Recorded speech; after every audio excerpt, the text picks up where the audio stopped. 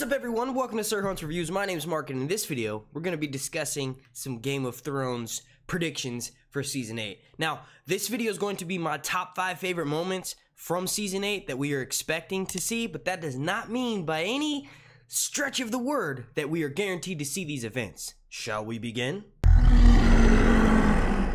Before I forget, I had a giveaway for the month of April in which a winner was selected on 420 to win a $100 Amazon gift card. That winner is...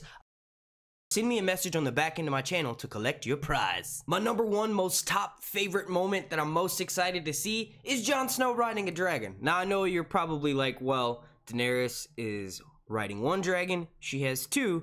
So, by process of elimination, one could think that Jon Snow hopping on Rhaegal isn't too far from a stretch, especially since the dragon's named after his father. Rhaegar was long considered the last dragon, so now that Jon Snow and Daenerys are technically the last dragons, I think it would be very suiting for them to both mount the actual last dragons.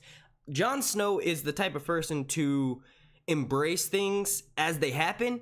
If you give him a chance to think about something, then he most likely won't do it. You know what I mean? And the Starks aren't quick thinkers. They're quick to act. So let's just say dire need calls for dire situation. Daenerys is in battle on the top of Drogon. We know that the Night King is going to be riding Valyrian. And I honestly feel like the Night King is just more adept at everything he does. Not just because he's, you know, a villain, but it just makes sense that he is so much more in tune with his magic and way more, you know, bonded with Valyrian than Daenerys is with Drogon because of that. I feel like Daenerys' human side holds her back. Her wanting to be a ruler and a queen holds her back from bonding with her dragon. She will not have as strong as a connection that Valyrian has with the Night King. For the main reason, the Night King controls Valyrian's mind. So he's going to be way more in tune when it comes to dipping, diving, ducking, and dodging than Daenerys is. So that's the dire situation. Dany needs help, and the only way to get to her is to hop on Rhaegal and fly up there and go get her. Now, I've actually done a video in which you can click right up here, and then it'll take you to a video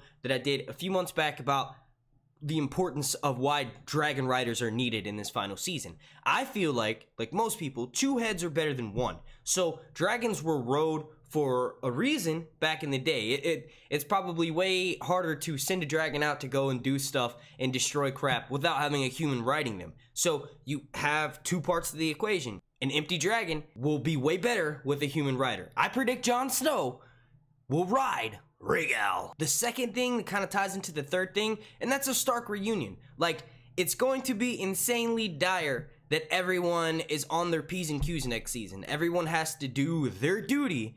And, you know, something like a reunion is going to kind of be put off on the back burner. One thing I do want to see, though, is the remaining members of House Stark that are still alive. I want to see them all in the same scene. Even if one of them is dead. Like, I don't want any of the Starks to die, but I do realize that not all 4 of them are going to live. There's 4 left. Bran, Jon, Sansa, and Arya, and honestly, you can count Ghost and Nymeria as a Stark as well. But either way, I don't want to see no more Starks die, but if one of them has to, i.e. Sansa or maybe Bran, then we could at least get them all in the same room for one more time for this final season. I just want to see House Stark reunited completely together. Maybe one of them is dead and they're all bonding over that. That's not too far off from how Stark's storylines have been treated in the past. I feel like it's very important that we get, you know, that reunion. And then that ties me into the third thing, which is that one of the Starks has to die. One of them has to die. Like, I know you're probably like, well, they don't technically have to, but no, they have to.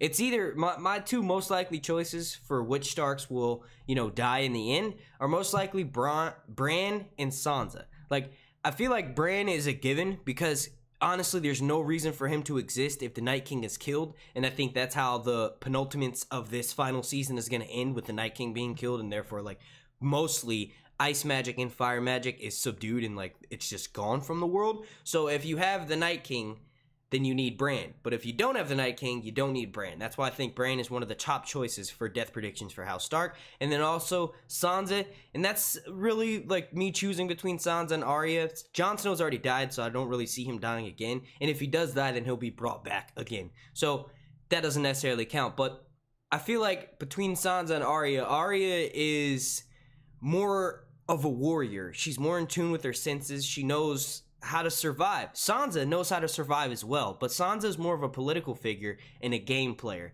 When it comes to being out on your own and cooking for yourself and hunting and fishing, those aren't Sansa's strong suits. So I feel like if we're going to have to give one of the Starks a death and have it mean something, Sansa is that perfect candidate to let the rest of her siblings know you have not only our father, our mother, everyone who's died for House Stark to fight for, but most recently, you have Sansa. Then my fourth, most favorite thing that I want to see from this season is honestly battles. I want to see dragons. I want to see zombies. I want to see ice zombies. I want to see a battle that lasts for like 2 episodes. Like, I want the battle to be so gritty that I feel like I am suffering from PTSD after having watched these scenes. Like, I know that sounds like a lot to ask for, but not really.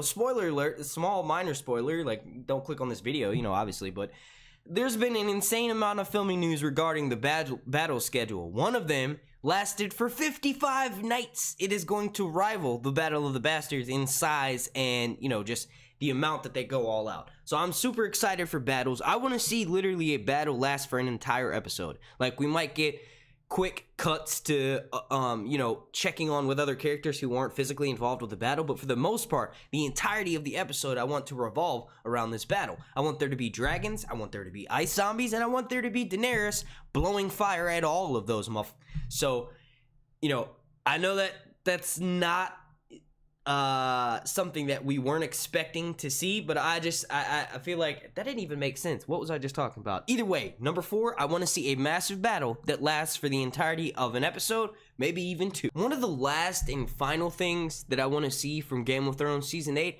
and I feel like, we all sort of deserve this, is a conclusion to the Game of Thrones, right? So, the main goal of the first several seasons, I say all the way up until season 4 and then partly into season 5, we didn't really see, anything else besides the game being played. Like, we saw all of these different backstories, all these different deaths, but it was all part of the Game of Thrones. Now in season 6 and season 7 especially, we've moved on to the finale of the end game. It's almost like the Game of Thrones isn't really being played anymore, and we do know that Daenerys wants to break the wheel. So with that being said, I would love to see a democracy at the end of all this. Like, you have several different regions of Westeros, just like you already do. Those regions have elected officials that represent them, senators, if you will, and then they all come together. You can even still have a king that sits the Iron Throne. It's just not ruled. Like, it's almost like a title, like the Queen of England, right? So she has no political power whatsoever, but she's very revered, and she is the Queen of England. She's the ruler of England. So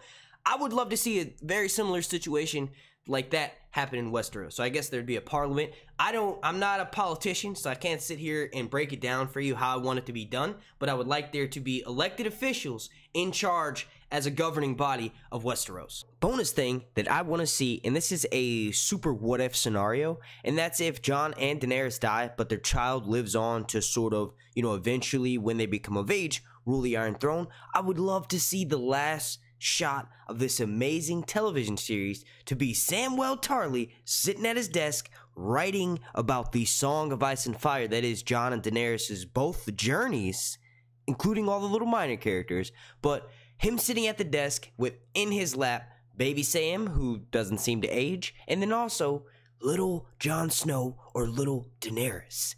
Would that not be amazing? I mean, Samwell is honestly like George, who's the author of this series. So if that's the case, this story has to be told. It's too great. This Song of Ice and Fire is way too important to just be forgotten for history. And I think one thing that Sam took away from those maesters is that they sort of record history, but they almost tell their own interpretation of it. Samwell wants to do this the proper way. One way to do so is by writing down everything that he's learned from his journey to the Wall, all the way to the Citadel and back. Oh wait, that's right, the boy's been north of the Wall, so this is a well-traveled and well-experienced author, just like George R.R. Martin. I want to thank you all so much for watching this video. If you could please slap a like on it. The like goal will be 420 Also, I want to give a super special shout out to every single member of my Patreon family over on patreon.com/SirHuntsReviews. Without all of your help and your support, I would not be able to make these kinds of videos. So I want to take this time to thank you so much. And if anyone watching is interested in joining my Patreon family and showing Sir Hunts some support, all you have to do is check the link right up here or check the link down below in the description. I want to thank you all again so much for watching. My name's Mark and this has been Sir Hunts Reviews.